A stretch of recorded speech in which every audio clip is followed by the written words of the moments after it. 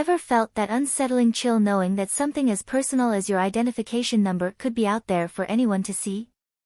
Imagine waking up and finding that your confidential NRIC details have been displayed on a government website. Sounds unbelievable, right? Well, that's exactly what happened recently, and the fallout has been massive. Stick around because in this deep dive we're unpacking every detail of how this happened, why it happened, and what's coming next. Before we jump in, this is 2230, and if you find this coverage valuable, hit that like button, share it with your friends, and subscribe for more eye-opening reports. Now, let's get into the story. In one of Singapore's most talked about incidents this year, full NRIC numbers of individuals were accidentally revealed on the newly launched Bizfile portal by the Accounting and Corporate Regulatory Authority, ACRA. While the previous system showed only masked versions of these unique IDs, the upgrade on December 9 unexpectedly gave the public open access to the full numbers. Unsurprisingly, this triggered a whirlwind of public outcry and privacy concerns that quickly swirled through social media and online forums. What makes this entire saga even more astonishing is how it all started from a misunderstanding. An internal directive, issued by the Ministry of Digital Development and Information, MDDI, was intended to stop the use of masked NRIC numbers internally. Unfortunately, ACRA interpreted that directive as applying to public-facing platforms, leading them to unmask NRICs for everyone to see on the Bizfile portal. It's a major lapse in coordination, one that's got everyday folks asking, how could this happen? Public figures quickly stepped up to address the situation. In a press conference on December 19, Minister for Digital Development and Information Josephine and ACRA Chief Executive Chiatern Huey Min expressed deep regret over the error. Josephine apologized for the anxiety caused, emphasizing that the government had never intended to expose individuals in such a way.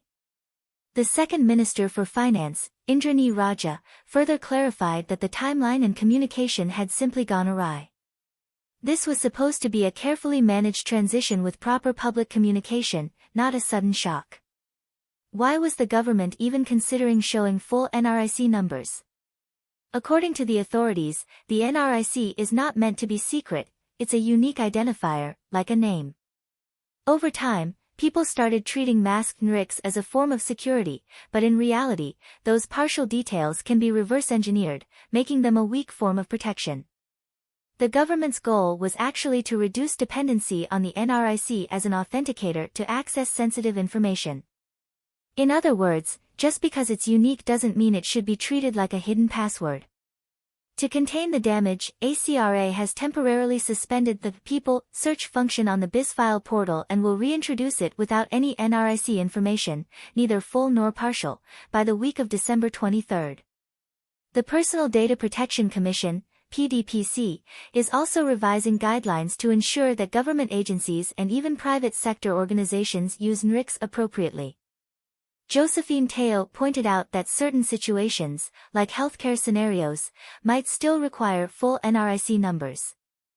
But random scenarios like signing up for a lucky draw should never need such sensitive data. So, what's next? The government says it has learned from this episode. They're reviewing internal procedures, improving communication lines between ministries and agencies, and making sure everyone understands the correct usage of NRICs. This entire incident is a sobering reminder of the balance between transparent identification and strong privacy safeguards. Public trust hinges on getting this balance right. Now we want to hear from you. How do you feel about the government's approach to unique identifiers like NRIC numbers? Do you think this apology and these changes are enough to restore confidence, or is this just the tip of the iceberg in a much bigger privacy debate? Let us know in the comments below. If you haven't already, make sure to like, share, and subscribe for more in-depth coverage on issues that impact you. Your thoughts help shape our future stories, and we appreciate every single one of your insights.